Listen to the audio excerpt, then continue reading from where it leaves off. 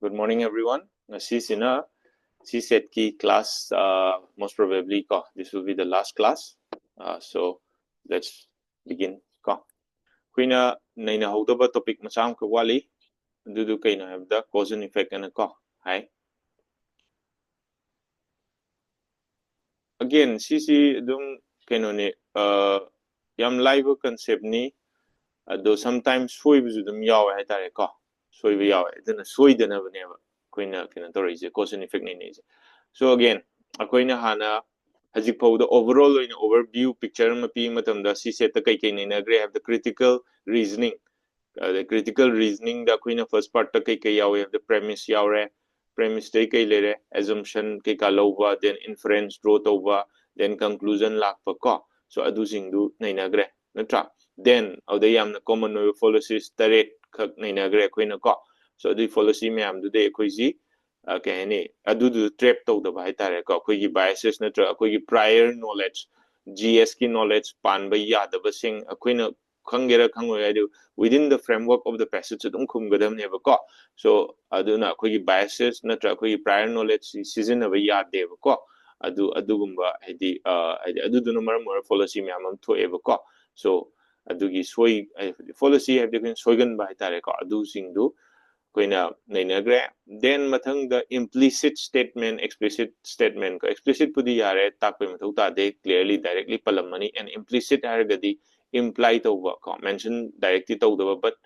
obviously oi ba tare ko so those are implicit statement and duga implicit man ba implicit not the sing the section na bane sar na implicit statement ni matang the previous class na agree the ko and today's class na sigi class the queen na ga cause and effect never have the statement any piramani or you'll have two premises and or a single premise the again kada we have matam the nanga relationship between the two kahene kano je ko ajiki statement ani do haitare ko adugi statement ani to be relationship se amana cause amana effect obi natragana animak cause obi animak effect obi atopa singi ko adumaina lay so adu sing dune aduda amana amagi effect natabi yamdi manba effect yam mandi manba ko but nati nataba haitare ko adumaina ada koina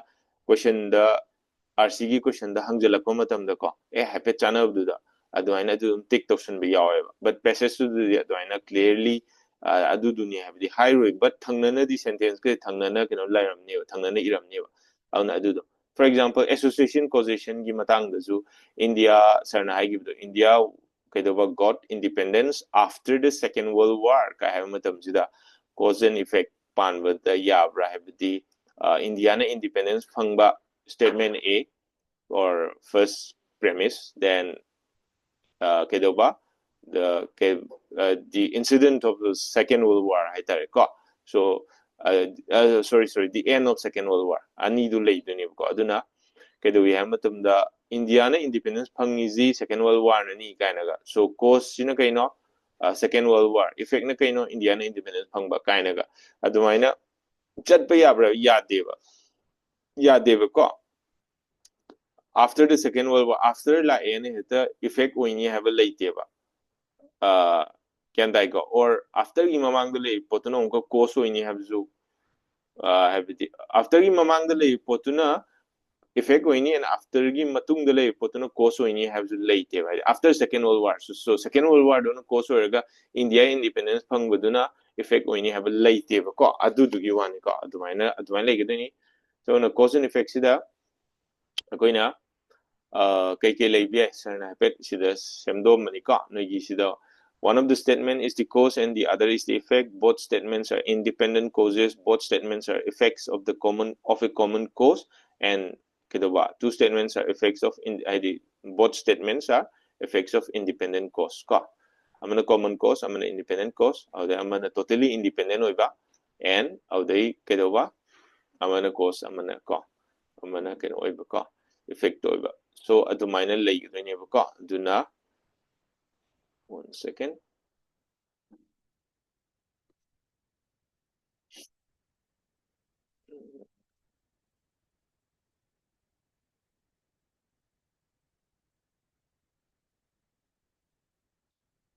aduna sigisida kay haisige.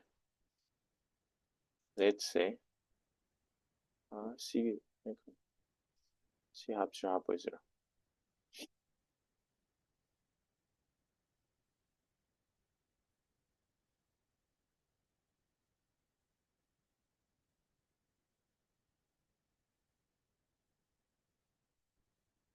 Aduna ka yengzi ka sise cause and effect sida ka kay na isi namda satti kay. So for example mouse kitang writing sida ka. For example, sige question sida haise identify the kedoba relation between the two statements in haidana ka. So the railway signaling system is not functioning properly in higher, then there have been many rail accidents lately. Ega biga ka. So sigisida mo in this case the malfunctioning of the signaling system is the reason for the rail accident. Hence statement A is the cause and statement B is the effect.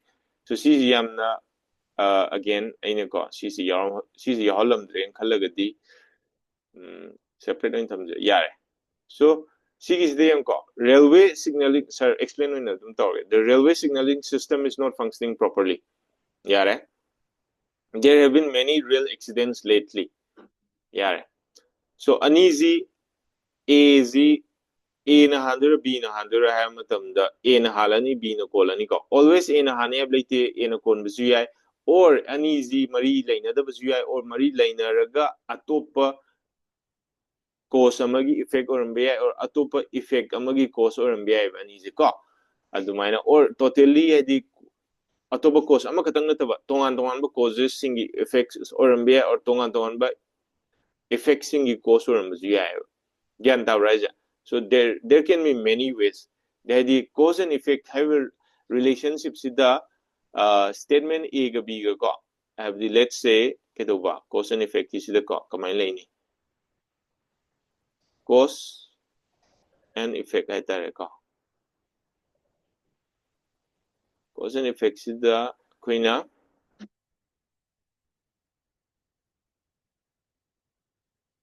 can do is see kaino have the statement ko A ga B ga se piram mani ko A ga B ga gi marakta laineba relationship si A na B audais amana kai B ga A ga suman laini.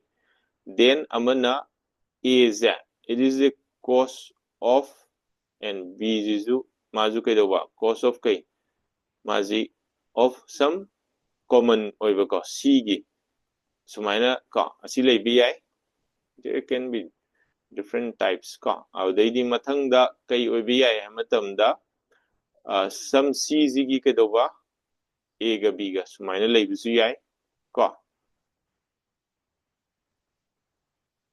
So sumaina leibi ai then audai mathang da A ga B ga si parallel oina ko atopa gi C ga D ga gi leibi ai and just 1 second H ka kitang spacing di kitang ina tawre ka.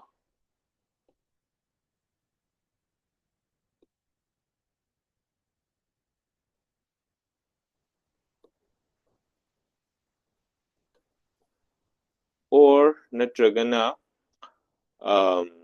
A ga sorry natragana kai leibi ai ha matamda C ga D ga C sumaina A ga B ga ka sumaina leibisu yai ka si myam si loin khanggadamne karambana yai ka. So or last Q ina A ga B ga Z totally not related oibisu yai ka totally not related oibisu yai yan tawraja. So kitang kaka tangat kinan chagadi chan wait last kitang ka totally not related oibi.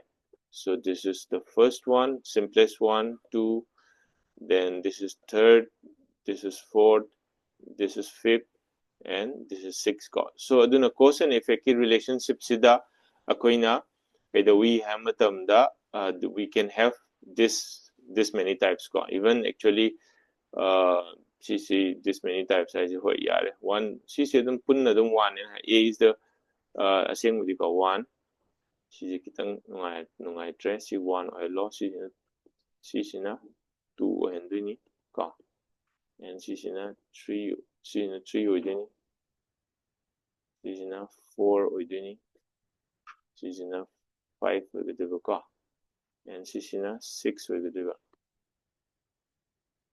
and see na seven or the ka smile so we akoina zikto zikaina have the statement A is the statement ke A is the cause and statement B is the effect never ka cause and effect ke first example yai ko ma'am si sa yabra yari bo ma'am Yes, sir. yari ko okay fine great now let me give another example to example am pige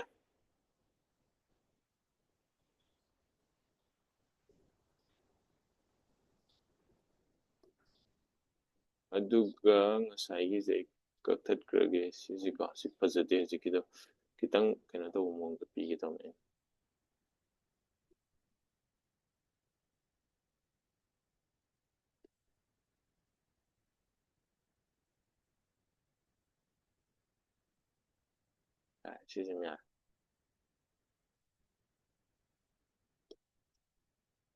so this is C1 tarni cause and effect. Two is the railway signaling system is not functioning properly.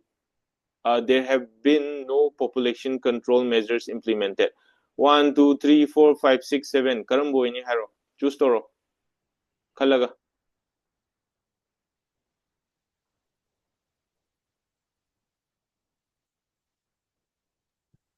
Independent oidoin. Okay. Aduna adu oiba taragadi nangi kenogi matungina chawai matungina ko independent oiba taragadi kai karamba haidi 1 2 3 4 5 6 7 je gyan di tabra sarna sida 1 2 3 4 5 6 7 gi sigi keno khara ye keno toija khaiduija I be the first sida has in a statement first statement A is the cause and statement B is the effect B is the cause A is the effect again see ni chapu di manai ko just the order do statement do adu du giwani again A and B Z tong id kedo it is the cause for a common effect it leads to a common effect. So the railway signaling system is not functioning properly. There have been no population control measures implemented. So uneasy kaimta mari leina de ko. Aduna moinizi kedoba. Adi adum ado statement A ga B ga ja. Si cause oibra adi amana amagi cause or amana amagi effect di oidreba ko independently oina reba. But A ga B ga si cause oi kaidi atopa statement amagi cause oidura natragana kai cause natab sina kai no effect ka so effect oidura cause oidura railway signaling system is not functioning properly so this is cause oibiya for railway accidents for rail accident ki cause oibiya then there have been no population control measures implemented aduduna population control measures implement tawdre na hareko so aduduna aduduna maram oiraga natragana adudu yes aduduna maram oiraga kaidoba population growth si mayam hengalen hare or something like that aduna mazi this is the kaidoba cause si different oiba ko C and D A and B is the cause of C and D something like this so you may say this is the fifth one fifth say given statement A and B say they are the causes of kedoba ID kedoba two different ID keno haitare atopa keno effects haitare ko atopa phenomenon ani or effect ani gi tonganba causes ne na doina haisu dum yarni ko okay fine so independent causes were ni ko zikido what will be independent causes Now let's try one more question. Sorry. Just a second.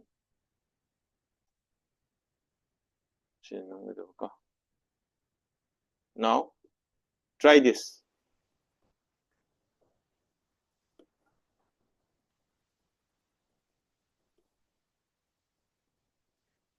These are independent causes. Then statement A is the cause and statement B is the effect. Now identify the relation between two statements. Mother Teresa was awarded the Nobel Peace Prize. Mother Teresa is loved and respected all over the world. So CCD.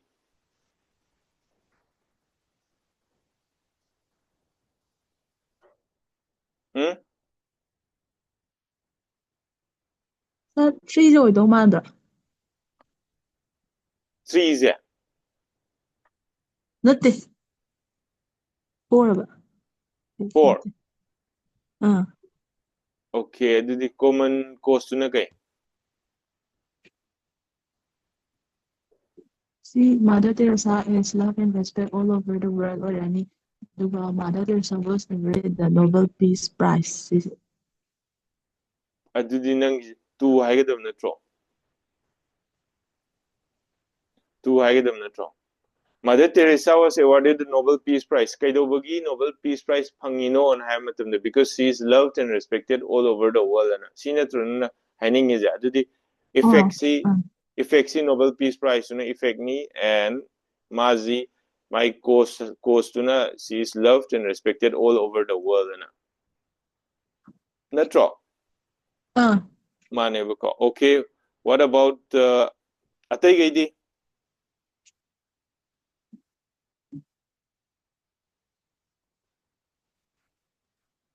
Ha?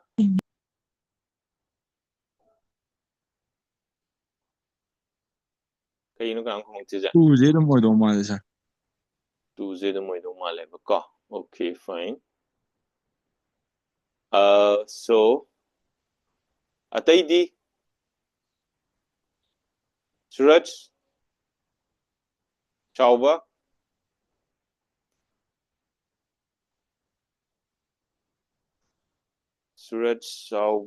Vikas kayo ka ang kumagtisa? Yung ko, sige sida na. Third suba sida na. Mother Teresa was awarded the Nobel Peace Prize. Okay, fine. Mother Teresa is loved and respected all over the world. Yare ado loved and respected all over the world har ge the Nobel Peace Prize phangani have lebra ne. Mahatma Gandhi ji Nobel Peace Prize phangbra ne. Have the loved and respected all over the world khatang na Nobel Peace Prize phangi have the leite ko. Aduna moi ni ji common effect oiduneba aduna 4-0 oiduba 4-0 oiduna tro.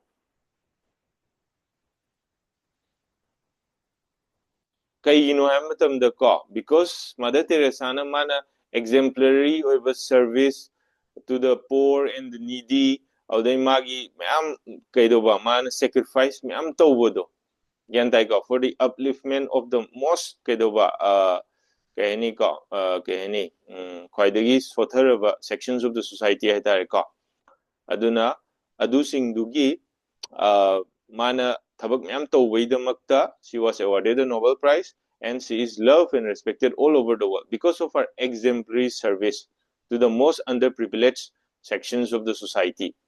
Kaina ko adumaina habi adraba. Yay ko aduna effect oigaduneba for a common cause haitare.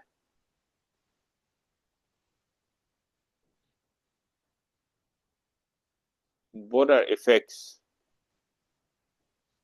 of a common cause haitare?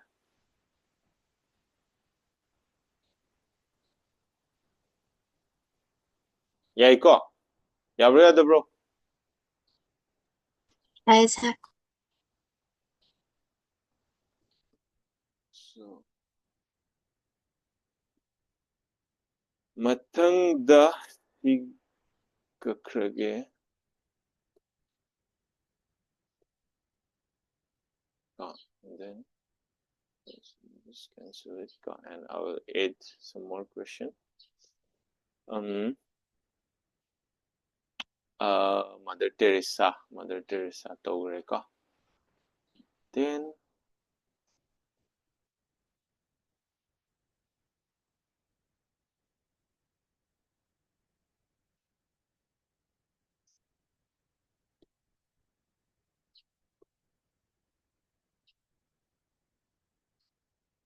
what about this?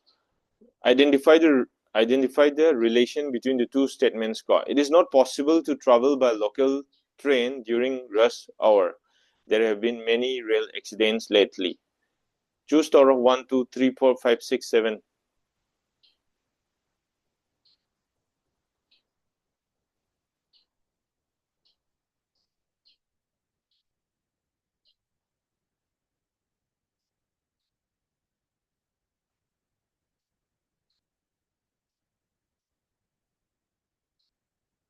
Sir, she's animal post or not.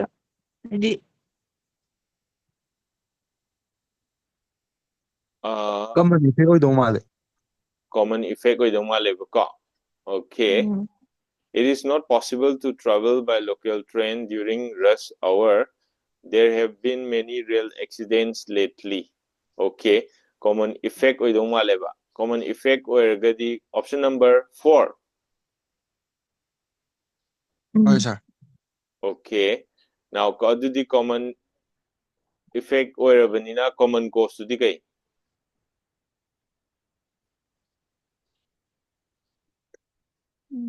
During rush hour, jika rail accident lately jika oidong male. Local train. It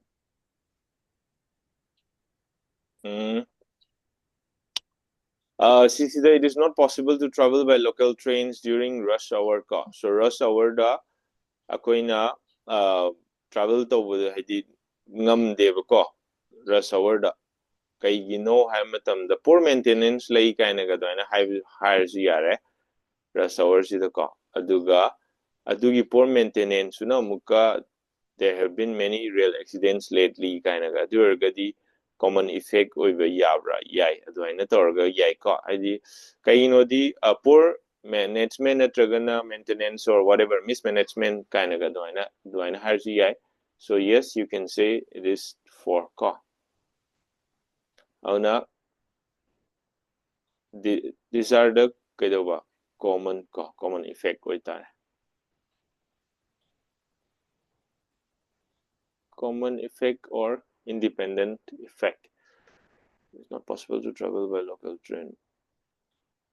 Independent effect or the mismanagement like number marga fajan kena to ngamdre and then real accident lately ko mayam su thwe na ko adumaina koina dum tasan basu yai ya ba yuadi ko.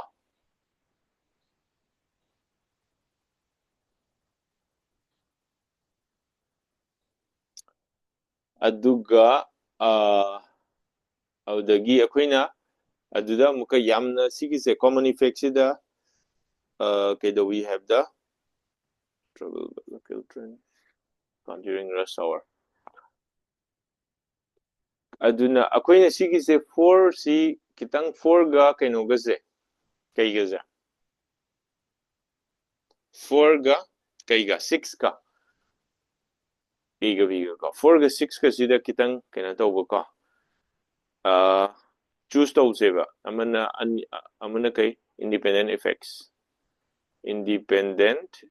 ay ta yung ko mismanagement laybanina local trains during rush hour da koina travel to ngamdre adagi ana high rev ko adugi same mismanagement duna real accident ju thoena ko so sigi mismanagement di kitang vague oiba terms adu kaygumba koina adu high da bida sumaina higher gadi it is not possible to travel by local trains during rush hour high adi kaino ay mata mazi effect neva, and effect sigi cause sina kaino overcrowding.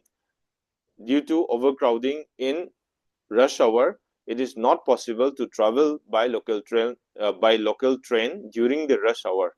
Kainaga do, and high overcrowding is the cause, and not possible to travel during rush hour is the effect. Then there have been many rail accidents lately. So poor maintenance of the railway machinery might be the cause, and the effect is the rail accident or mishap ka adumaina. So the independent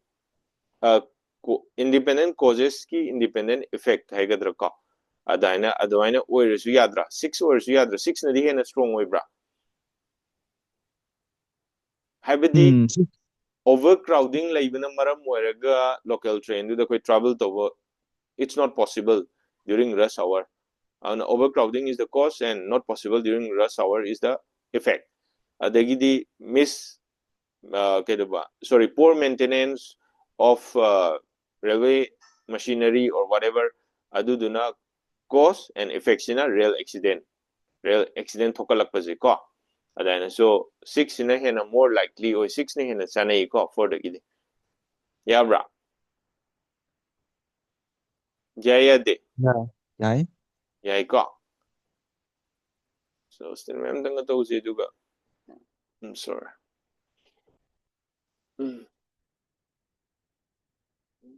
Okay, you know this.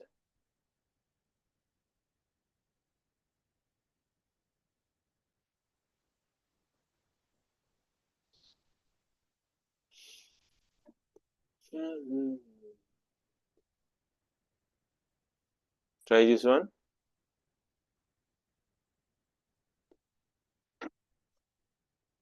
Paro, do go try toro. Sir, How? kitang zoom to buo udare. Oh, zoom to sila kitanga. Yarba? Ah, yeah.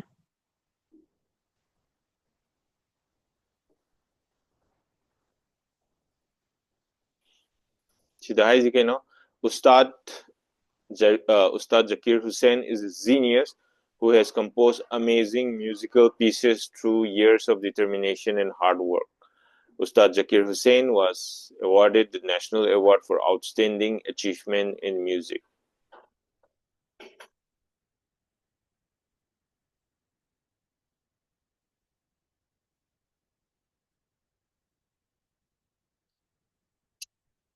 Okay,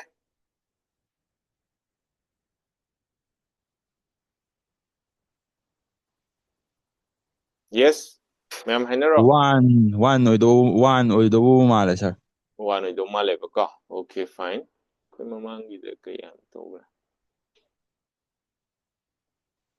Oh, yeah. Okay. So, maheski na one oido male na Hainare. Atay gidi.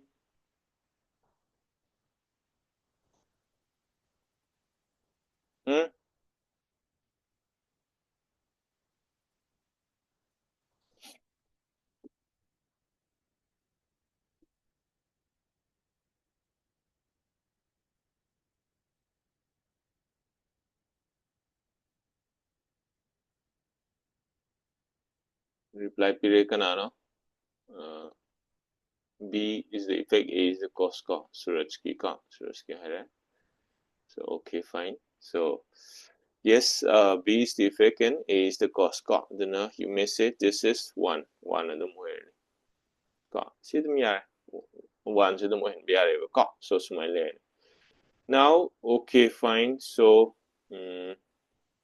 let's proceed ka. Do gadi quizik the tours. A, B, B, A kind of research.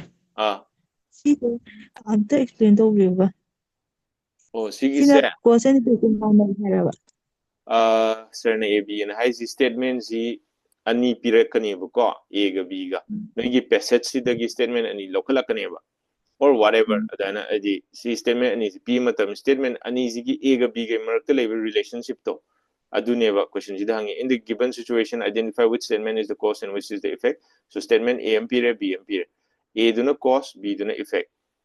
ana sarna sida cause and effect ana kana to ise kay ani sida ida cause and effect ki ne ba sise gyan tai ko auna som gi nakan gi sina kaino som nakan gi sina cause ni som nakan gi sina effect oi dene ba adu si la len ka ko man gre gyan tar bo jikti sanjana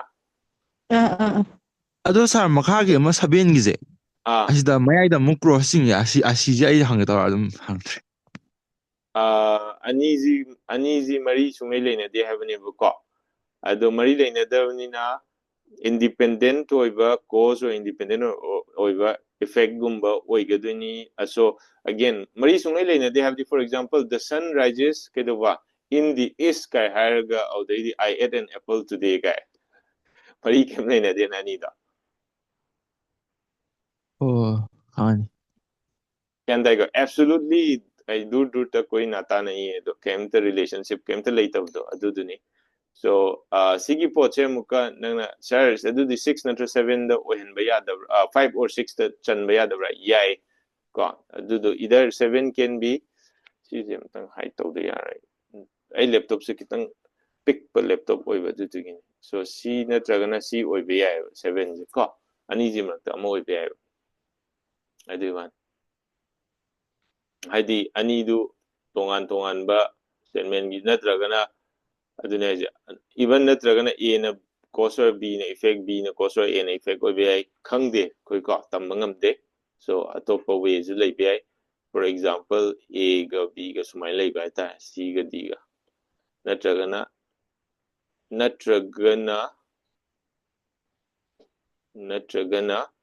a ga b ga c ga d ga sumai lei ya ka so adu duneva 7 je hadi kemta mari lena de habini da yani ko so again cc hayeng exam thang pa matam da koina kedawi ha matam da wakan je kitang khanda hudabadagi ko ngasai gi policy sing du trap toraga hai tar association causation kaina ga koina associate pu toraga di heta maram oirabo heta ningbado adaina haidi thangnana ga iraga di adu amana amagi maramni ka heta khoi brain ne ta khanjan haidi khanan bane ba ko haidi ai thengna gimina si passage di yawgi si soidre na ta lang ko chalurane ba audai ta sengna maramdi oiram maroi ba ko aduna adugum sing du de khoi si isana si protect tawjanam ni ko sarna sigum myam nai ni so now adu oiraga di hauzik we are kedawa fit to si the kai si tawgre ka kai nei na torisina then ji question ji matang to thabe yare ji sida ji to thar ji ka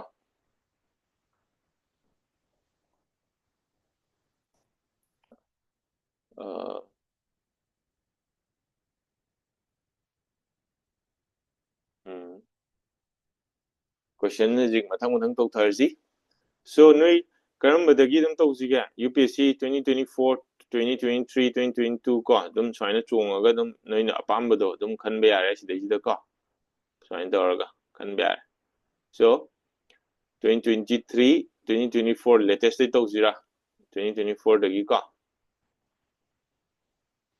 duna 2024 gi sile ko noi to kai sida sida thagro ni ko mathakta yare matha yung sida ko directions for the following 1 second ko hello haruna bolo good morning नहीं actually मैं अभी hostel में हूँ बोलो नहीं अभी मैं class ले रहा हूँ हाँ okay and class will be over by 7:38 and by like around 9 से पहले 9 से थोड़ा पहले ठीक है okay so yengi ko aduna sigisi directions for the following 4 items ka read the following 2 passages and answer the items that follow the passages so your answer to these items should be based on the passage only yang strictly hydrate on the passage only na so koi prior knowledge pan bya deba ko so let's go through the passage sir na sum random moina khan mani ko sir na hajik noi da pithokre aduga noina any passage any maraktagi sir simdi chamam nei kai khanbado adum hairo next class or sudum nei na ji ko adi there is absolutely no problem. So according to the Food and Agriculture Organization, 1/3 of food produced for human consumption is lost or wasted globally. Food is lost or wasted throughout the supply chain from initial agricultural production to final household consumption. The increasing wastage also results in land degradation by about 45%, mainly due to deforestation, unsustainable agricultural practices, and excessive groundwater extraction. The energy spent over wasted food results in about 3.5 billion tons of carbon dioxide production every year. Decay also leads to harmful emissions of other gases in the atmosphere. Addressing the loss and wastage of food in all forms is critical to complete the cycle of food sufficiency and food sustainability. So sigisida mi eno yo point yo mari katang ni ko. Haibdi sigi data ji horokpada FAO na Food and Agriculture Organization na piba data ni 1/3 of food si produced for human consumption. Okay, I see copy to ko copy to dragadi the line jing nungai right. And then let me just copy this passage. Okay. Noi si PA udrena hydrogadi ka sahonge. Sumayin saholage. And let me also copy the question.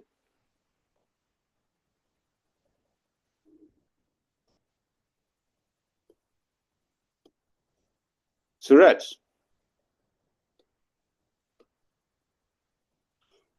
Suraj kumukti kayo.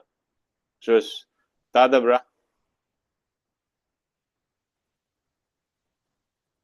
Suraj kumukti. Anyway, CC challo ito may mawang mali. Ito na kitang DPL lagi ko. Yes, sir. Tay, sir. Okay, fine. So, kano ni sir na hining isi. Dun na 2024 gido CSAT to. Kano tarom manina. Karam kolami. Do da ka. Do hangita uni. So, 2024 da thagi ba kang gugay. Ka. D1.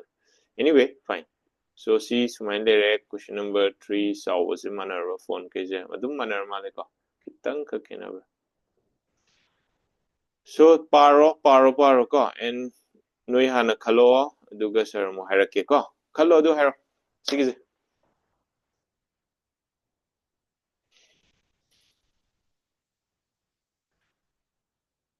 ꯑꯁꯤꯒꯤꯁꯦ ꯃꯆꯤ ꯈꯨꯝꯖꯟꯕꯩ ꯇꯥꯏꯞꯇ ꯇꯧꯔꯦ oh machi kumjan bai tar tawbra aduni sarna kwai nuai trizi sigi ji hai zoom gi yam nuai to na aduduni hawjikti yarba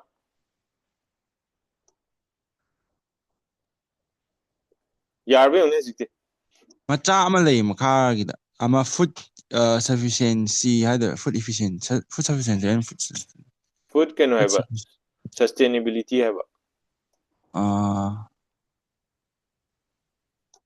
yo hawjikti yarba hawjikti ꯌꯥꯔꯅꯤ sir yarega okay fine sir gi laptop se keno neba 14 inch ki do neba ko 15 16 gi do er kitang nuai dom ne na interface se kitang khanjale screen je ngon kitang pa ba anyway paro option choose to option A B C D yam kuina sangan ganu ko direct tor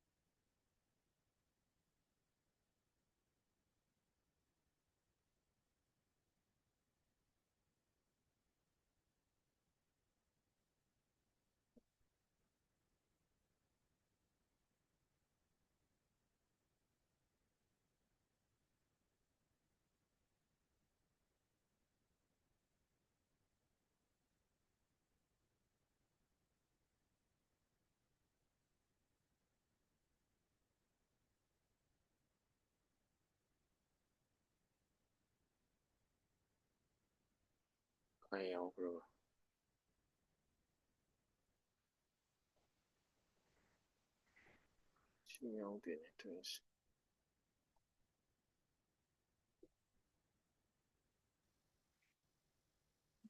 Sir, Oh, AED 2 and 3 were okay, fine. 2 and 3 Sir, were. A1, 2, 3 ꯑꯣꯏꯗꯧ ꯃꯥꯜꯂꯦ. A 1 2 3 ꯑꯣꯏꯗꯧ ꯃꯥꯜꯂꯦꯕꯀꯣ. Okay. ꯑꯇꯣꯞꯄꯈꯩꯗꯤ ꯆꯦꯠ ꯑꯩꯅ ꯁꯤ ꯅꯝꯃꯛꯄ ꯃꯇꯝꯗ screen ꯈꯟꯖꯟꯕ꯭ꯔ ꯌꯦꯡꯉꯣ. ꯈꯟꯖꯜꯂꯦ. ꯇꯣ ꯑꯗꯨꯅꯦꯕ ꯁꯤ ꯄꯣꯠꯁꯦ ꯁꯤꯅꯦ ꯐꯔꯛ ꯇꯥꯏꯁꯦ. ꯆꯥꯎꯕꯒꯤ B ꯍꯥꯏꯔꯦ, ꯁꯨꯔꯁꯀꯤ B ꯍꯥꯏꯔꯦ, ꯑꯗꯒꯤ ꯀꯣ okay. ꯅꯠꯇꯦ ꯁꯨꯔꯁꯀꯤꯁꯤ B ꯍꯥꯏꯔꯣ 1B ꯍꯥꯏꯔꯣ ꯀꯩꯅꯣ. ꯈꯪꯗ꯭ꯔꯦꯀꯣ ꯒ꯭ꯌꯥꯟ ꯇꯥꯗ꯭ꯔꯦ. ꯆꯥꯎꯕꯒꯤ B, ꯃꯍꯦꯁꯀꯤ A ꯑꯗꯨꯒ ꯁꯟꯖꯅꯥꯒꯤ B ꯀꯣ. Now let's go through once again quickly. According to FAO, 1/3 of food produced for human consumption is lost or wasted globally. Ko. Noina pa matamda FAO zima taklauna line jing biro aduga 1/3 ko wasted globally zima keno tawro ko human consumption ni yare. Food is lost or wasted throughout the supply chain from initial agricultural production to final household consumption yare. Supply chain throughout the supply chain the waste away yare ko. Increasing wastage lay ko also results in land degradation totally about 45% though. Mainly due to deforestation ko. These for unsustainable agricultural practice and excessive groundwater extraction. CMAM one of the leading causes for increasing wastage and land degradation. The specific 45% energy spent over wastage food results in over 3.5 billion tons of carbon dioxide production every year. Sigi wasted food sina this much of carbon dioxide production to wasted food sina result it results so decay also leads to harmful emission. My decay sina harmful emission of other gases in the atmosphere to decay to wuzu. Addressing the loss and wastage of food in all forms is critical. It's very critical to complete the cycle of food sufficiency and food sustainability in a highway one ever passage. So 100% clear or passage. So which of the following statements best reflect the most logical and rational inferences that can be made from the passage? The current methods of food distribution are solely responsible for the loss and wastage of food. Okay. Land productivity is adversely affected by the prevailing trend of food loss and wastage. Yes, 45% land degradation. So land degrade land productivity affect So then again, reduction in the loss and wastage of food results in lesser carbon footprint. Yes, reduction in the loss and wastage of food results in lesser carbon footprint. Lesser carbon footprint. Okay. Lesser carbon footprint di moi sida budi pande but carbon footprint haraga di kaino noi GS pa bada budi yaramani ko sida budi pande but moi sida hais di kaino 3.5 billion tons of carbon dioxide production every year and energy spent over wastage food se auna kaigumba akwina kaidawi haraga di reduction in the loss and wastage of food ko results in the lesser carbon footprint. Loss and wastage of food the carbon footprint so again, this is right. The post-harvest technologies to prevent or reduce the loss and wastage of food are not available. CC Hiram Day the current methods of food distribution are solely responsible for the loss and wastage of food. CC passage the passage the Hiram Brane current methods of food distribution. ꯑꯗꯣ ꯁꯥꯔ food is lost or wasted through the supply chain ꯍꯥꯏꯁꯦ ꯁꯤ ꯍꯥꯏꯐꯦꯠ ꯆꯥꯟꯅꯗꯕ꯭ꯔꯥ? Supply chain ꯇꯧꯔ ꯁꯤꯒꯤ current method of food distribution ꯁꯤꯒ supply chain ꯁꯤꯒ ꯈꯤꯇꯪ ꯃꯔꯤ ꯂꯩꯅꯗꯕ꯭ꯔꯥ? Just go 1 second. Hello, Sushant मैं क्लास में हूँ. बोलो. हाँ. नहीं, मैं भी रूम पे ही हूँ. मैं क्लास में हूँ. मतलब जूम में. अच्छा. ओके. ठीक. Okay. Okay. So kaino ini have da aziki kari yes na have the current methods of food distribution are solely responsible solely have say solely is frakta drava Mahesh ha Oh. frakta ko I think food is lost or wasted throughout the supply chain have enabled from initial agricultural production to final household consumption. The food say lost and wasted. The current methods of food distribution are solely responsible for the loss and wastage of food and high so I believe yes I think throughout the supply chain supply chain ga again supply chain ga distribution ga pochi exactly manabra and higher gadi distribution si supply chain ni manung da budi chan ga doini ko the supply chain ha gadi am chaw ra ta ai agricultural production dai na pura kind household consumption phoji loin cover to greba the current methods of food distribution ha gadi just food to distribution khatang ne ba collection ke ka do yaw deva aduna poche aniji mana deva ko distribution ga supply chain ga mana deva distribution is not equal to supply chain gyan tabra Tar. tai ko adugi wani aduna adugi one zima not valid ko aduna option 2 best reflects ko the answer hai tare ko so adumai no oigedeni another question amagusu lay ba male ko two questions each lay ko so si ina kamay toraga si som puraga toge ko noi do kanjalam gadradi khangde ado si question jidi ina kamay toni 이제 수많이 또 그다 지포치 아이나 copy toraga aduga masisi aina chikakthale harga adagi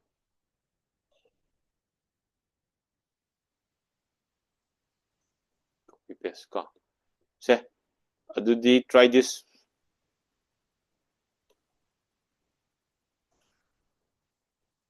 okay fine try this one passage among parga leni ko passage palo igram ni ko based on the above passage the following assumptions have been made the food distribution mechanism needs to be reimagined and made effective to reduce the loss and wastage of food ensuring the reduction of wastage and loss of food is a social and moral responsibility of all citizens now passage sa hai daba koina hi passing jan bya de koi gi prior knowledge kem ta pan bya de ko so adu ke ga du khan bya bu khallo adu ga hainaro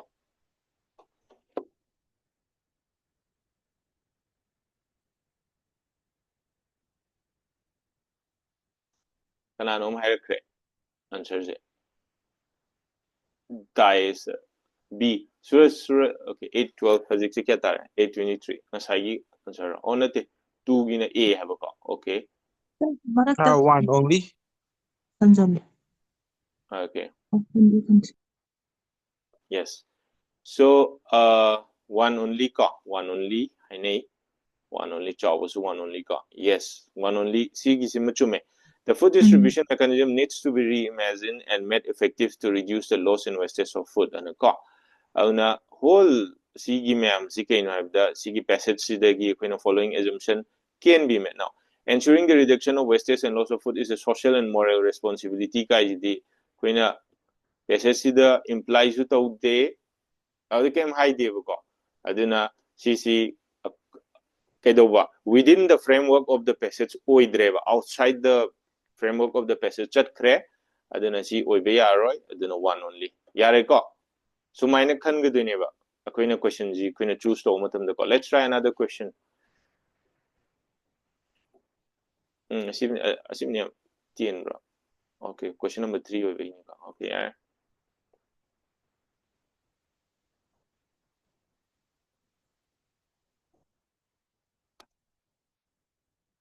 Si paro aduga I question test orage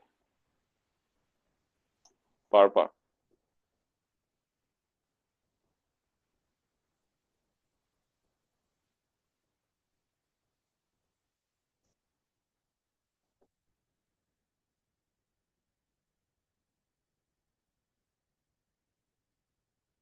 Tang sui da.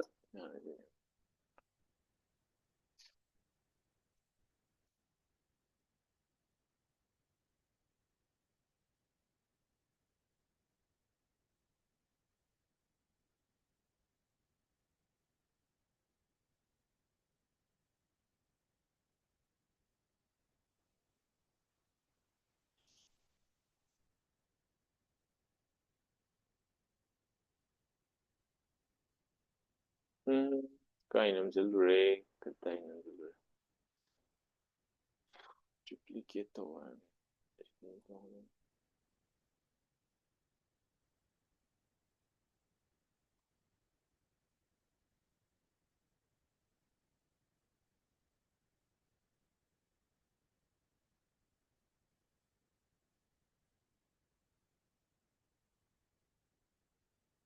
Yung kanjalaran isi so yung kanjanda na mo tamage ka.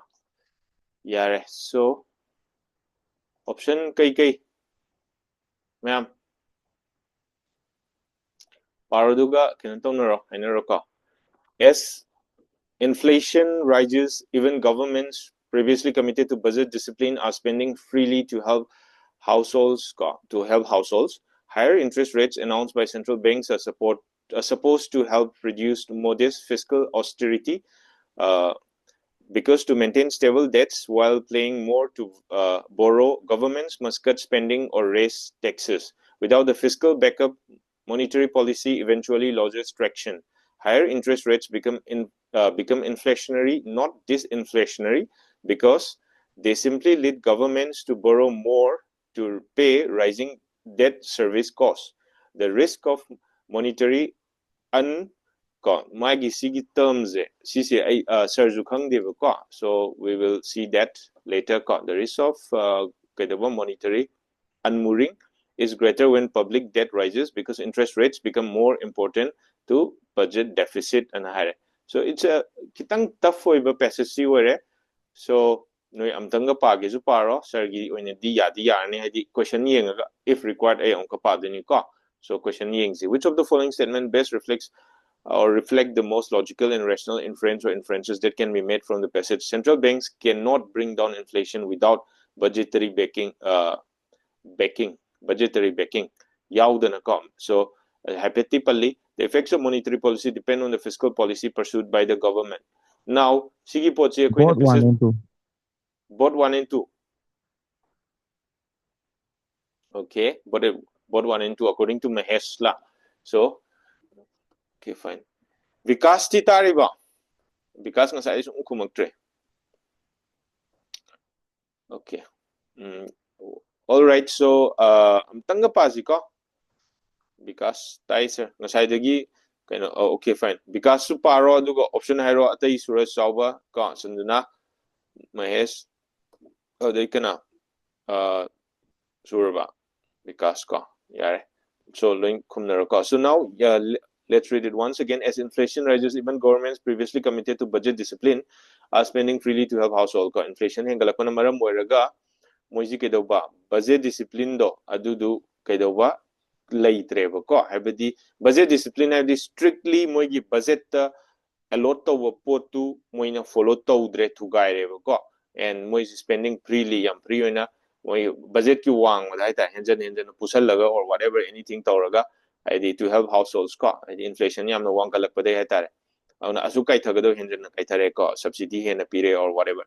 Now adune interest subsidy ko or subvention kai kam yam le. So higher interest rates announced by central banks are supposed to help reduce modest fiscal austerity in high cost. Adun higher interest rates announced by central bank are supposed to help reduce modest fiscal austerity.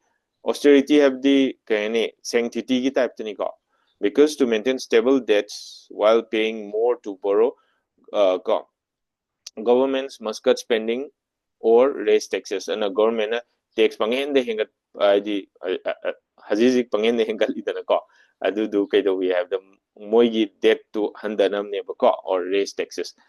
The cost cutting to. So without the fiscal backup adina kaina we have matamda again no hapet khangra ji ki keno to buse Air India sisu keno to thokre dena ko privatize to gre dena aduna kedo ya matam da akoi ke ni ko keno kangbu ge je ta member of parliament MP or natrang acho cho VVIP sing ha ta moi sing ji hana di Air India da free the travel to me free da hazikti free the travel to dre ko aduna moi travel allowance ke ka budi phanggadoi but adugi paisa du hana di government ki pocket te chatpani na kitang loosely season na yaram du hazikti free oidre aduna tax natra kai denoma paisa du kai denom dai di lokhalak ta yar oidna ko auna adugum masu oigadoi ni ko aidi adu khatang ne have di natte but spending ka thaba natra tax hangat pa ko government ki oina adu maka khara dum lakani now without the fiscal backup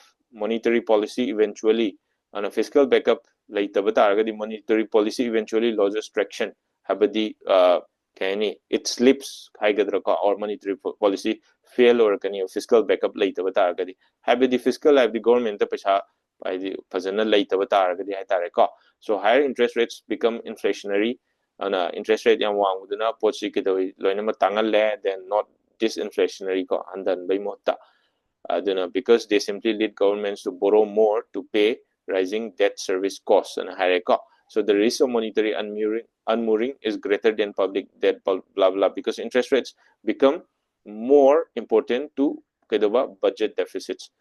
And so my higher kanano. So let's give the option number C and high cost. C is kind of both 1 and 2. So central banks cannot bring down inflation without budgetary backing. Without fiscal nobody high cost backup and a cost. And bring down inflation. Inflation ka is monetary policy da dum chan gaduni ka. Na the inflation si central bank na sana gaduni ba pochi. And kaya we have the inflation sana ba interest rate blah blah up down torga o the gidum adana sana ba because so central banks cannot bring down inflation without budgetary backing. Boy, see fiscal and budgetary backing si adum CNEG adum yai ko sanay. Then the effects of monetary policy depend on the fiscal policies pursued by the government. See, within the passage, the effects of monetary policy depend on the fiscal policies pursued by the government. See, passage sige matungina sana dabra. Hainero. Without the fiscal backup monetary policy eventually lost traction na naam Okay, sige ka. Without the fiscal backup, monetary policy eventually lost traction. The effects of monetary policy depend on the fiscal policies pursued by the government. Aduna sige hoy si line dilem si sanare ka. Yes, Mahesh. So, both 1 and 2 CZ right warning ka. Sida yan atopa kem ta kaninga wait right there. Adi subsanta re ko sida. Let's do one more question. Pung kya tare? 834. Adum yagi ni ka. Yeah, adum yagi. So let's try one more question. Oh, see Titor. Based on the above passage, the following assumptions have been made. Fiscal policies of government are solely responsible for higher prices. Higher prices do not affect the long-term government bonds. Option 1, 2, karamba chummi, karamba lali, animak chumbra, animak lanbra. Hainero.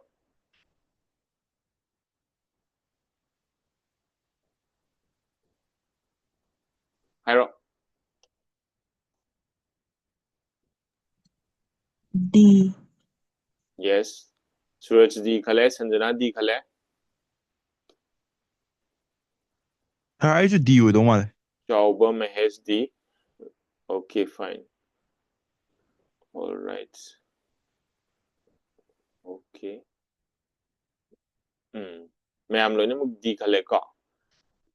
Suraj Vikas Chauba D Sanjana Mahesh D ka. So si D dum tarani ka. ID. Fiscal policies of governments are solely responsible for higher prices.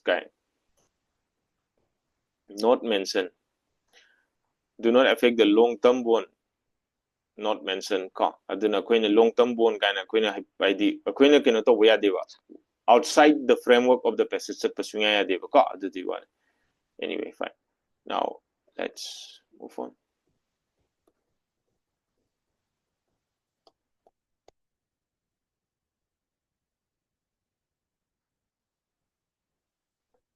So sisi paro sigi passage si.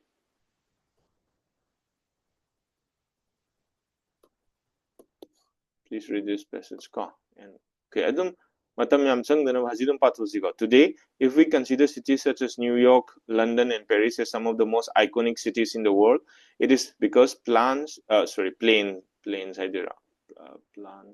carrying a heavy systems approach were imposed on their precincts. The plan, the yam plan, carrying a heavy systems approach were imposed on their precincts. The backbone of the systems theory is the process of translating social, spatial, and cultural desirables into mathematical models using computing, statistics, optimization, and an algorithm and an algorithmic way of formulating and solving problems. The early universities of the West, which began to train professionals in planning, spawned some of the most ingenious planners who were experts in these domains. This was because these very subjects were absorbed into the planning curriculum that had its roots in the social sciences, geography, and architecture.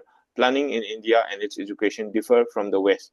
Now, sigisida akoina just differ to we have any kaim haramde planning in India gi matangda. It's totally about the West, and then planning in India di West kadi mana de have wani phai zwai de patti zwai de heli zwai de hindi zwai de ko mana zwai just mana de dang have katang ni ko na koini henjan bya de kyan tabra. Now let's see the questions.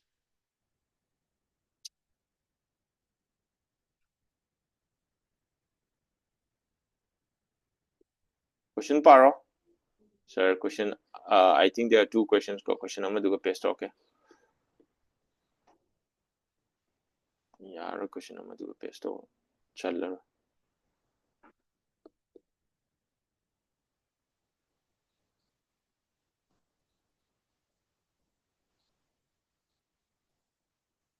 par she's par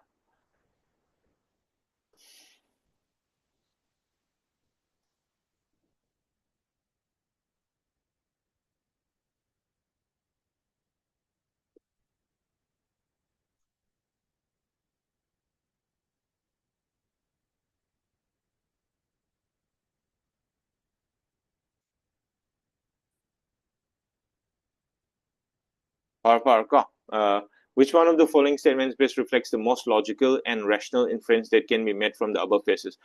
Curriculum for urban planning courses should have diverse and interdisciplinary approach.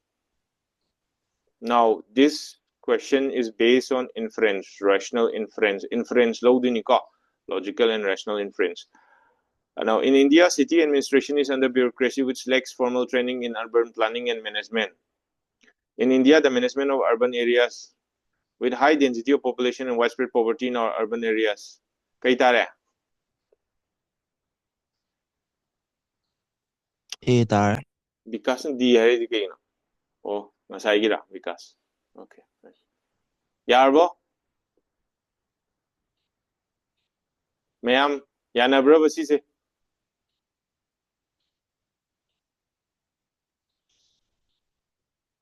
Kayo nung kanang kumugti dyan. Sanjana?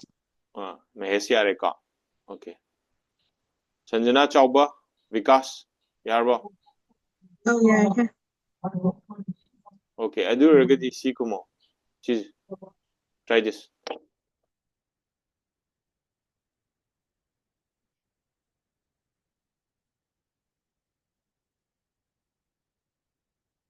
Try it.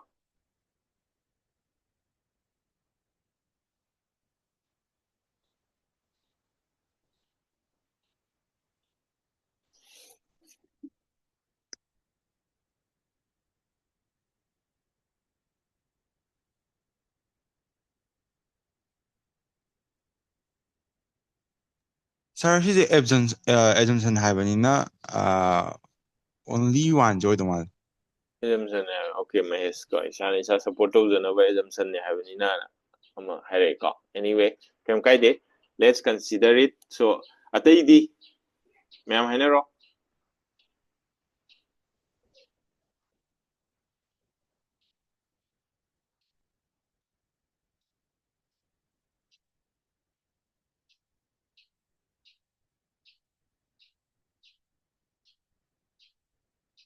kayino kanang kumagtiza.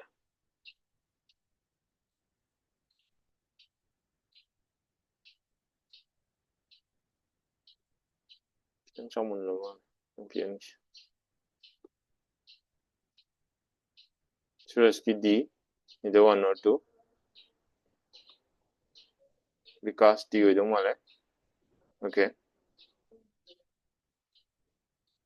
Okay, all right. So, today, if we consider cities such as New York, London, Paris, and some of the most iconic cities in the world, so cities most iconic cities ko khwai phajaba London, Paris, New York, aduda moisingsi yam phajana plan tore hare, and then planning in India and its education differ from the West, differ to kenai ko sumaina di tawtre habadi aduna samna the iconic oi but the oi di India is not iconic haitare ko, and India's education, India's planning differ from this from how these iconic cities plan and execute their education policy or blah blah ko the keti kenare ko. Now based on the above passage, the following assumptions have been met. So what assumptions have been met? India needs a new generation of urban professionals with knowledge relevant to modern urban practice. Is it their urban practice backbone of this theory? Algorithm, the early University of the West began to train professionals in planning, blah blah, who were experts in this because their subjects were absorbed into the planning curriculum in social sciences, blah blah. Backbone of systems theory. Then it's a new generation. Again, Indian universities as present have no capacity to impart training in systems approach. And India needs a new generation of urban professionals with knowledge relevant to modern urban practice and hybrid. So CC akoina animak keno tawdi CC animak chumdeba. India needs a new generation of urban professionals. In India, planning in India and its education differ from the West and have never. So, mazi different where iconic pudi oidre kange, but this is the new generation of urban professional with knowledge relevant to modern urban practice. Assume to with a safely assume to with a yabra and a higher gati. India needs a proper India needs India needs to enhance or adapt its new planning, its planning so as to achieve or the feat which is already achieved by or so as to become one of the iconic cities adum haipet pudi yai adumaina chatlam bataragadi, but urban professional with knowledge relevant to modern urban practice haibisidi kitang chanaba wale ko sigisidi aduna animak lalani. Option number D. Let's move on to the next. Yare ko ma'am. Yani sir.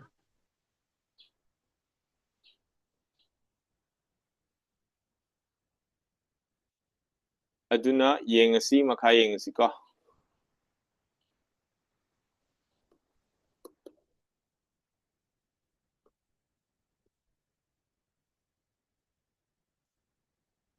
Sisi direct pu dum chan no wale ni. PN har ka dijala. So dum ki PN har ni si thamadi ko. Your gadi matik tau de yara. Matik torge. Par sisi par.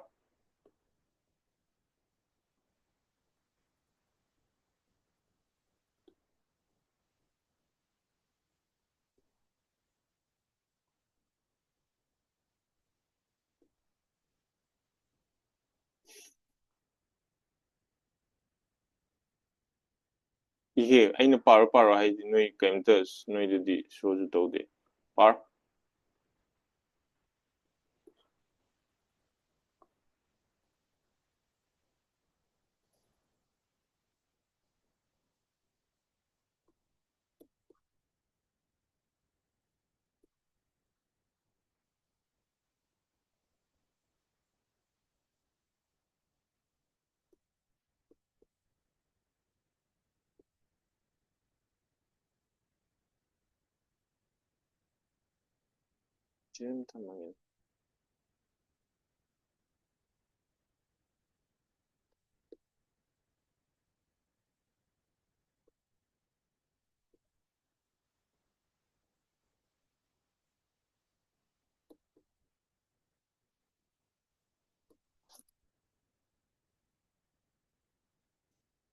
Parado Hanero, not every voice on the internet commands the same kind of audience. Yamphazai lines ko. When anonymous private entities with high capital can pay for more space for their opinions, they are effectively buying a louder voice. The louder voice has high capital chang have ko. If political discourse in the digital sphere is a matter of outshining one's opponent, I opponent here na outshine to ko. Political discourse in the digital sphere is a matter of outshining one's opponent until the election is won. Then the quality of politics suffers. And I got most recently Hillary Clinton ga Trump ka Donald Trump ka. Moinizi amanama outshine to no yam kana honei ka digital sphere.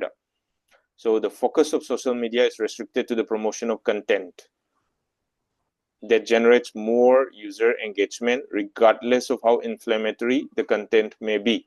So the kitang negative connotation na chatli ko kaino gi social media gi matang da digital sphere gi matang da and DC lebe yaba gi type the louder voice hena paisa thadaba. And again, this is reality ko. So poche koi passage tagi khatang ni ko aina hairizi passage ki mapan thokpa yade. So not every voice on it. Okay, fine. So which one of the following statements best reflects the central idea of the above passage? Constructed as a marketplace of views, social media ensures instant access to information. No. Yade. Si chumambe but passage ka mai lende. Social media are not ideal or moral institutions, but the products built by companies to make profits. Social media have been created to strengthen democracies. In today's world, social media are inevitable for well-informed social life. Sisu adudi mari makti lan badi yaro ne ko ja. Aduna di ama kwaidagi hena less lan ba khalaji ko to dia. Are not ideal. Social media are not ideal or moral institutions, but the products built by companies to make profits. Sisina kwaidagi hena inclined to reko. Sisima sunga yadre. Passage ka sunga yadre double cross. Social media are inevitable for well-informed social life. Sana de passage ka. Constructed as a marketplace of views, social media ensures instant access to information. Si khang ga zu passage ka sande. Kyan tai ko tabro ta dabro. Tai sir. Tai ko. Adu asar na noida hangodre ne ai na go to thokre ne. Option number B je me am lo ne ma yaning bro. Yani asi hayin tawud. Sana hai tore. Suraj Vikas ya hai ko. Sanjana Chauba yaning bro. Yani Okay. Sanjana ji yaning bro. Kumaktre. Sanjana tat le me khangre. Ma tat kramal. Anyway, question number 14 je haro dudi. 14 je. We kain de kain ain kain nam jalura. I'm not ningo de. We are harga Mahei yarka da entire de. Kanam lai dana we are harga something this pawai me ama the body ama da kano ani changbagi type ta ama superhero gi ra kaino kitang movie lai da. D you don't want sir. Okay. Kay basi ki A D.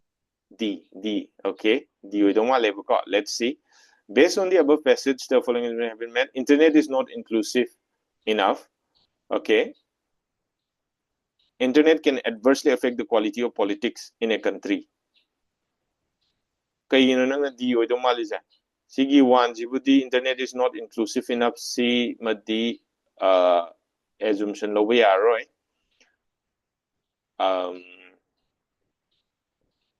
Aduga internet can adversely affect the quality of politics in a country's di yadro.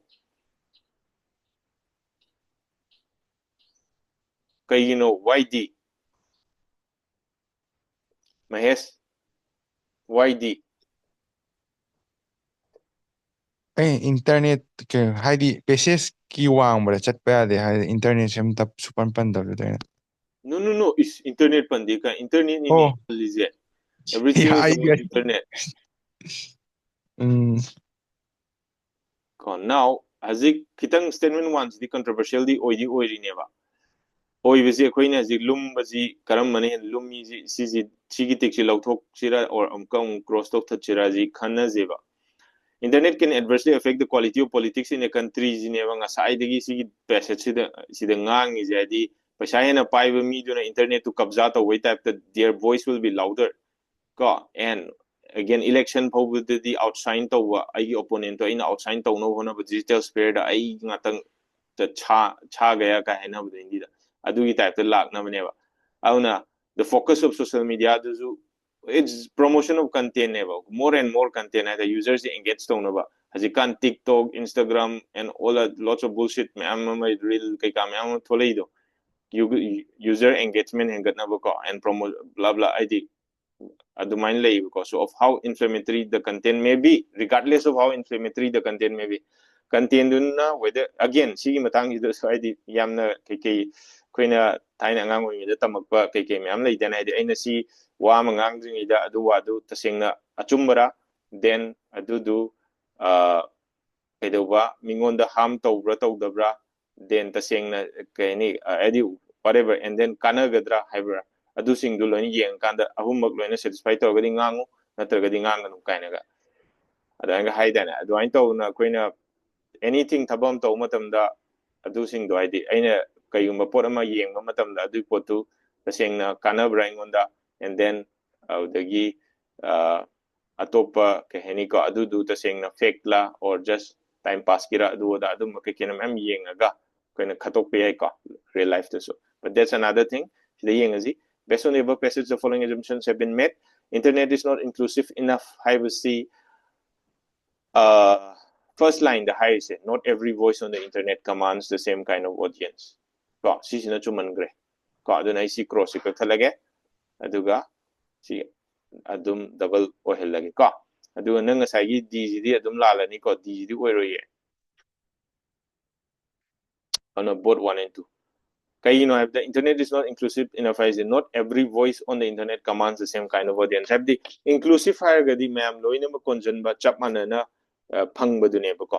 But adu poto kaido we have the ma'am chap manana phang de na ko. Now, I the akoi fundamental rights di the saying I am matam da inclusive oidi oibam thopane do oida bai wane have the akoina kaido we have matam da abuse to ma'am yawi ko then akoi caste system adu da yam tina id can never so dum ꯃꯌꯥꯝ ꯂꯩꯈ꯭ꯔꯦꯀꯣ ꯍꯥꯏꯗꯤ ꯑꯩꯈꯣꯏꯅ ꯎꯗꯕ ꯑꯩꯈꯣꯏꯒꯤ ꯁꯣꯁꯥꯏꯇꯤꯗ ꯂꯩꯇꯦꯅ ꯑꯩꯈꯣꯏꯅ ꯈꯟꯖꯜꯂꯨꯗꯕ but ꯌꯥꯝ ꯊꯤꯅ ꯋꯥꯅ ꯌꯥꯝꯅ ꯈꯟꯗꯕ ꯊꯥꯛꯇ ꯑꯅꯦꯝ ꯑꯋꯥꯡ ꯌꯥꯝ ꯊꯤꯅ ꯈꯥꯏꯕ ꯖꯒꯥ ꯂꯩ ꯁꯣ ꯑꯗꯨꯅ ꯑꯗꯨꯗꯣ ꯀꯩꯒꯨꯝꯕ ꯂꯩꯇꯕ ꯇꯥꯔꯒꯗꯤ ꯏꯟꯀ꯭ꯂꯨꯁꯤꯚ ꯑꯣꯏꯕ ꯍꯥꯏꯗꯣꯏꯅꯦꯕ ꯑꯗꯨꯃꯥꯏꯅ ꯇꯧꯅ ꯏꯟꯇꯔꯅꯦꯠꯁꯤꯁꯨ ꯀꯩꯒꯨꯝꯕ ꯑꯦꯚ꯭ꯔꯤ ꯋꯥꯟꯗ ꯏꯀ꯭ꯋꯦꯂꯤ ꯑꯦꯛꯁꯦꯁꯤꯕꯜ ꯑꯣꯏꯔꯒꯗꯤ ꯏꯟꯀ꯭ꯂꯨꯁꯤꯚ ꯍꯥꯏꯗꯣꯏꯅꯦꯕ ꯂꯣꯏꯅꯃꯛ ꯏꯟꯀ꯭ꯂꯨꯗ ꯇꯧꯕꯗꯣ ꯕꯠ ꯁꯤꯒꯤ ꯃꯇꯥꯡꯁꯤꯗꯗꯤ ꯅꯣꯠ ꯑꯦꯚ꯭ꯔꯤ ꯚꯣꯏꯁ ꯑꯣꯟ ꯗ ꯏꯟꯇꯔꯅꯦꯠ ꯀꯃꯥꯟds ꯗ ꯁꯦꯝ ꯀꯥꯏꯟ ꯑꯣꯐ ꯑꯣꯗꯤꯌꯟꯁ ꯍꯥꯏꯔꯕꯅꯤꯅ ꯀꯩꯗꯧꯏ ꯍꯥꯏꯕꯗ ꯏꯠꯁ ꯅꯣꯠ ꯏꯟꯀ꯭ꯂꯨꯁꯤꯚ ꯀꯩꯒꯤꯅꯣꯗꯤ ꯈꯔ ꯑꯃꯅ ꯗꯣꯃꯤꯅꯦꯠ ꯇꯧꯔꯒ ꯃꯥꯒꯤ ꯑꯣꯗꯤꯌꯟꯁ ꯀꯦꯞꯆꯔ ꯇꯧꯔꯛꯀꯅꯦꯕ ꯈꯔ ꯑꯃꯗꯤ ꯑꯣꯗꯤꯌꯟꯁ ꯐꯥꯎ ꯐꯪꯉꯣꯏꯕ ꯒ꯭ꯌꯥꯟ ꯇꯥꯕ꯭ꯔꯥ one who has power one who has influence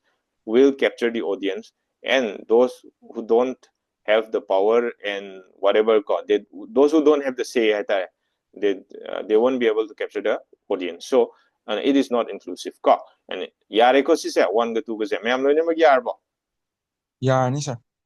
yani aduna options aduna options C or ni ko si yo ana kitang kak lai thok ki ko aduna amukong pau hai jai di hapet ngasai gi do sir na ju yong si aham lale ka si je chum thoro ko kai no di si kha di doubtful or ga lai gi ne si da su kitang doubtful or di lai gi ne sum sa thau matam da but line jina dum chana me on option number C ko should be the right answer na ko so let's do one more question am tang ta wi ji aduga ngasi class si topsal ji ko noina khalaji ai noina khandragadi sir di dum matang to thara ka ni ko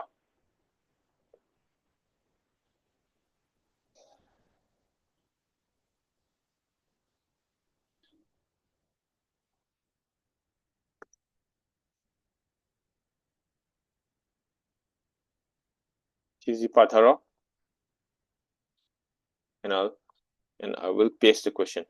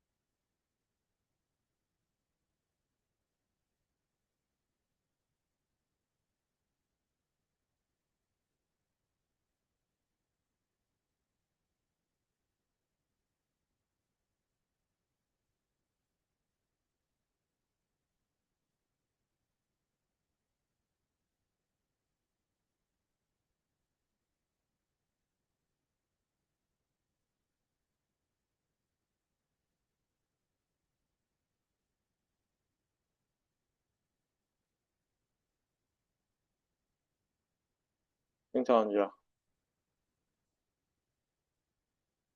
Yanerbo.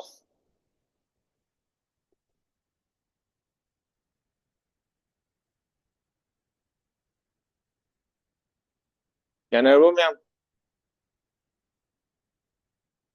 Okay, so let's read the passage. By the time children reach class 8 is important, children ka. The bulk of them tend to be in the age range of 13 years to 15 years. But in our country, about a quarter of all children in class 8 struggle. Quarter, 1/4, struggle with reading simple text. Struggle the way simple text pa with the ka. More than half. Tangkai hena. Aham badan 1/4 na pa bongam daba. And kaidoba 1/4 kai jidi yam di kitang ni handai ka. But tangkai hena di kaidowi are still unable to do basic arithmetic operation like division gumba bawa ai tabjin tangkai am division haite aduga saruk mari thokai amadi pa bangam de. Ka basic oiba simple text pa ba thokte ba class 8 ka bangan chahi 13 to 15 subse. Every year, about 25 million young boys and girls from elementary schools move into the life that lies for them beyond compulsory education. Compulsory education, they wang with the Saki Dunico ID, Kaino di Aquina secure to is Adu Podal never, Adu additional to the PW. So every year, about 25 million boys and girls from elementary school move into the life that lies of them beyond compulsory schooling. They cannot enter the workforce, at least in the organized sector, till they are 18. Okay. Sarnaji, hi, do kitang salam but again, okay, for many families, these children are the first from their families ever to get this far in school. And family si bawa elementary school bawa tamak pagkaisi yam na first way hadi mo give family history the first way ba yaw na rin ka. So parents and children expect that such graduates from school will go on to high school and college.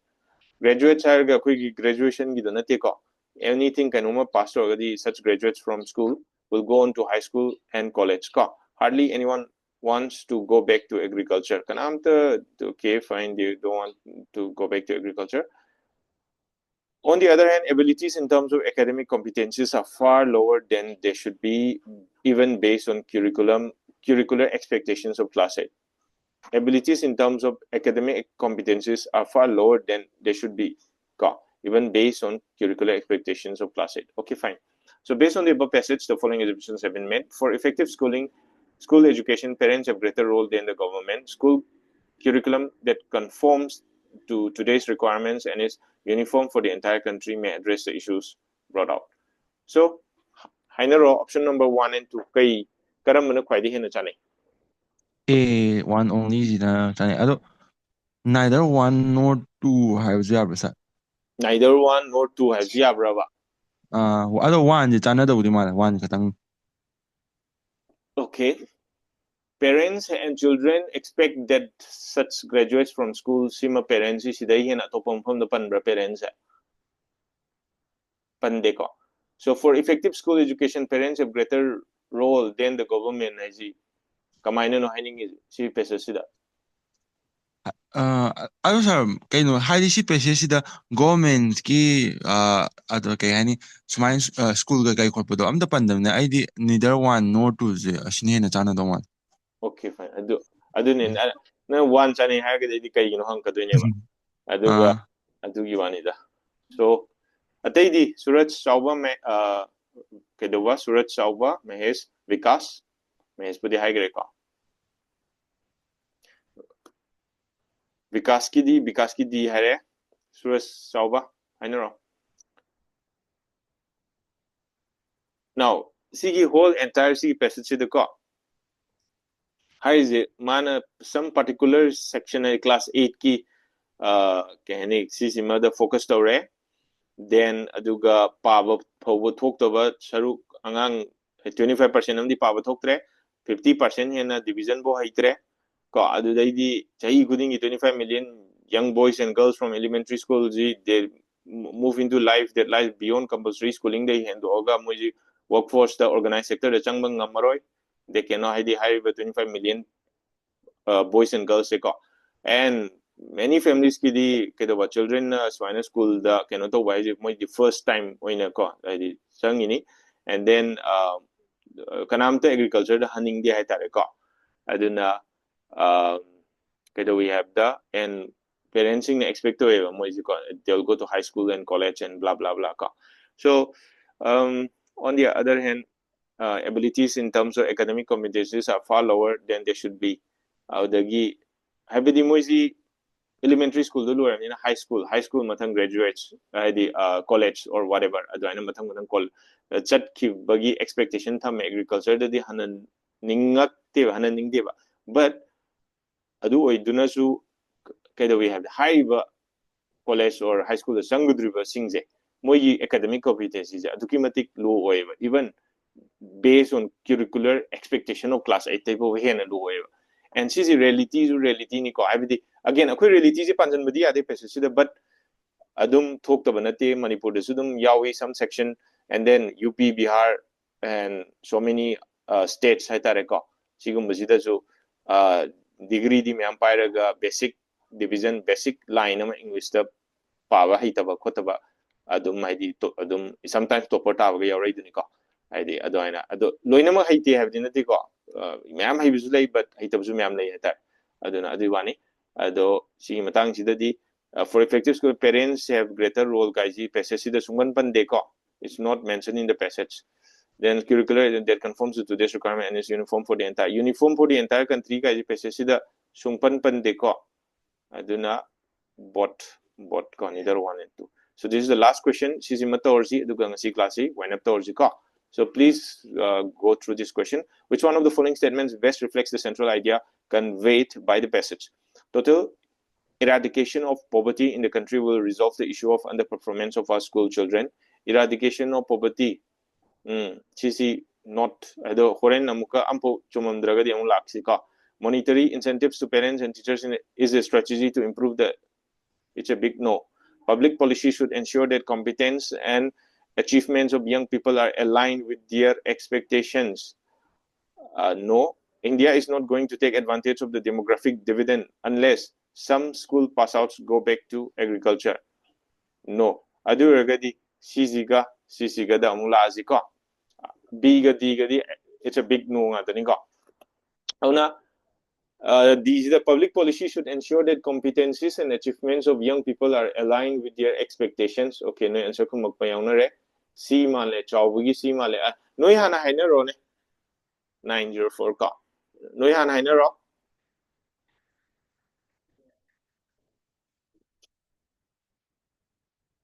kai C ꯑꯣꯏꯗꯧ ꯃꯥꯜꯂꯦ ꯍꯥꯏꯗꯤ Eꯁꯤ direct ꯑꯃ total eradication of poverty ꯅ strong point ꯑꯃ ꯍꯥꯏꯕꯁꯦ ꯑꯁꯤꯅ Cꯁꯤꯅ ꯀꯩꯅꯣ ꯑꯣꯏꯗꯧ ꯃꯥꯜꯂꯦ central idea ꯑꯣꯏꯗꯧ ꯃꯥꯜꯂꯦ okay fine total eradication of poverty in the country will resolve the issue of underperformance of our school children and I have an ko na siga kanani hena sanai habdo wait to guduni ser phala thangala ko aniji Cꯁꯤꯅ ꯆꯪꯒꯗꯧ ꯃꯥꯜꯂꯦ Czina kai haba public policy should ensure that competence and achievements of young people are aligned with their expectations ko aduna ani sida yengba matam da di kanan hen chanar ni habda hoi sini hen chanar ni ko sini hen chanar du bi maram ji kai no haiba matam da ngasai gi public policy should ensure that competencies moigi competencies se ai sim tang hai to ge na tra di nuai yare ka noi su soi makha khanjalam ne ong sai so sida hai ke no the public policy should ensure competencies and achievements of young people are aligned with their expectations ana moigi ngasai sida ke do we have the moi academic competencies lu oiren haire aduna moina hayeng ke do we have mata kinda competency du lu oire moigi expectation di adu ada na ko hadi degree do pairam ni na adu myam leram ni na adu na ke do vicious cycle lam dum trap tor le ne ba ana public policy should ensure that competencies and achievements of young people are aligned with their expectations ana moina moina school tamai ji kai gino moi expectation khar lei beni family na expectation khar lei beni ba adu expectation do adudu moigi competency amadi achievement ani maktu ge align tawuduna adudu public policy gi kaino oigadabane habako adu public policy na ensure tawgadamni haibane ba so sisna adum yai passage gi flow da dum maintain tawebako total eradication of poverty in the country will resolve the issue of underperformance of our school children so poverty sunglai leitaba taragadi underperformance of school children si later roidra will resolve on higher matamda taseng na higher matamda poverty later bagi wari poverty later gadi adu laini have the laite kai ginodi azik koina kane it has nothing to do again of course it is related with poverty but not much to do with poverty ko kai gino higher matamda koina school infrastructure ko fagadhanba school gi quality fagadhanba kozagi quality fagadhanba aduguma myamam leiri na haidi kani every families na magi school gi kenozi effort to bangam magasu can dai got total eradication of poverty so later bataraga su adum have the children gi performance to school the pagalakani have to the late ko na sisima di yadre aduga again passage si the high siga zu kitang chanaba wat level ko purak chanaba wat pudmaktinate but total eradication of poverty zina resolve torkani have the passage siga di chana dre tare ko adugi wani aduga sigi competency achievement hegat halakpa na ko on the abilities in terms of justice are far lower so sisi koi policy done hena pagat anna bohona bana so sini hena chana so option C is more inclined to the passage as compared to option A can dai ko so sumain tor khato ka dune ko yarba ma'am Yani sir. yeah so anyway fine so let's wind up today's class here have a great day ahead and lastly ko noi keno toro RC gi sir na thagi bu do PYQ do print out lo tho ko ngasi mak print out lo tho hayeng sunday na tra hayeng powda loina mak RC ge loin khandu ga loin to tho aduga noina kitang noi gi kehni noina thajadaba unexpected oiba gumba kaiguma thengnaragadi yauragadi sir da hairo next class da dum nainaji natraga noina sir da private oina dum tharaji aina dum id DM to aina dum explain to ke ko adain to so in the next week we will complete reasoning and the CSAT will be over ko so anyway have a great day ahead thank you everyone Thank you, sir.